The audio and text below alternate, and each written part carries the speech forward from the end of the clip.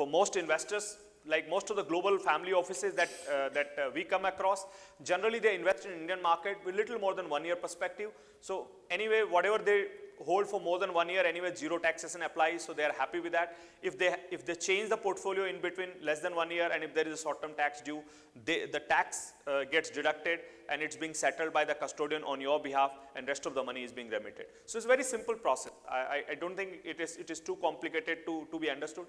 Earlier, what used to happen that a lot of these investors used to come through a kind of a convoluted structure. So they will create a vehicle in Mauritius, then Mauritius vehicle will come here, and then we'll have to justify why are you a genuine Mauritius investor, or are you just coming from a tax evasion perspective and all that. Those all have become history now, and you don't need to do anything.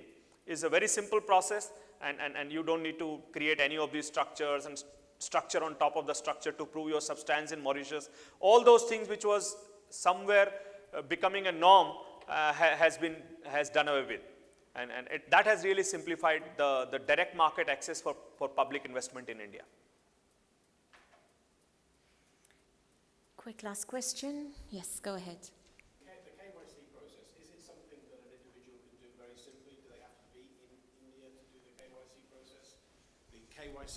The KYC and MAL process globally hasn't got a gold standard, so I'm just wondering how you cope with that. If I'm an individual investor looking to invest maybe $50,000, not $5 million, is it worth my while?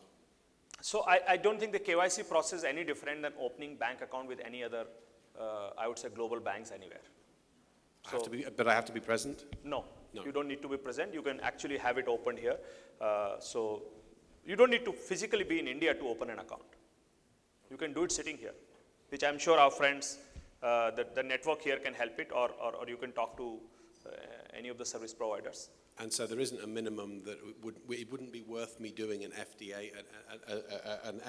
So there are no restrictions for you. There's no minimum or maximum restrictions. So you can start as small as you like. That's not a problem. Very good, thank you.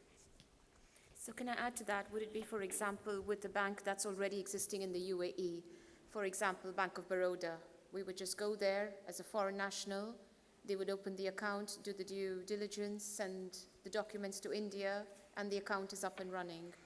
So I would not like to comment whether each of the banks For that example, you put it, whether they are all geared up for providing the service, because this is a little bit of specialized desk. But if the bank has an FPI desk, they should be able to help it. Normally the process is that whomsoever wants to start it, they generally talk to any of the custodians or the banks, and then they coordinate the paperwork for you.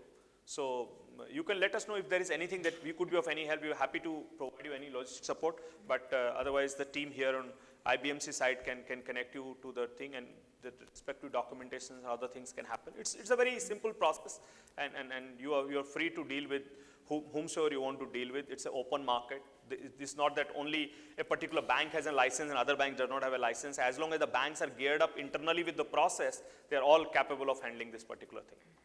It's just a matter of focus. Some banks may see it a bigger opportunity to have a focus on it. Some banks may not be geared up right now, but as the opportunity, as they see more and more people in business talking about it, they will soon have the desk available within them.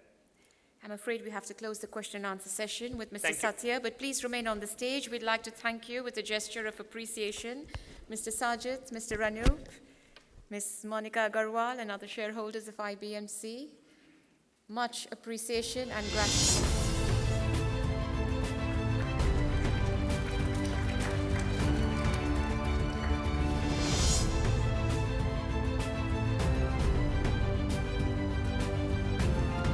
We will now proceed. Thank you very much.